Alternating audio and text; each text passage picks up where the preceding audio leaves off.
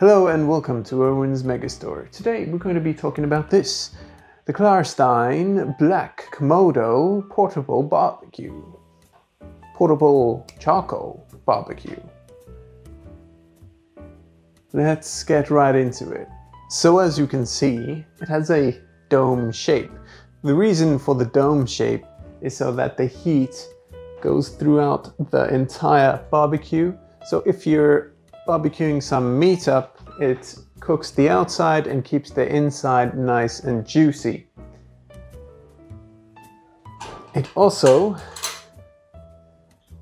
has an airtight seal around the lid. So if you'd like to smoke or even use it as an oven, you can do that. And thanks to the temperature gauge over here, you'll be able to check exactly what the temperature is, if it's going too high or too low. On the top, there's a vent allowing smoke to escape should you need to.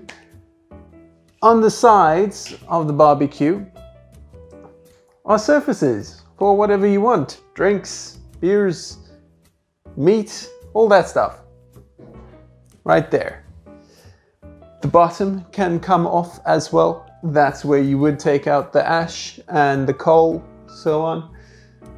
It has ceramic walls which will store the heat really well.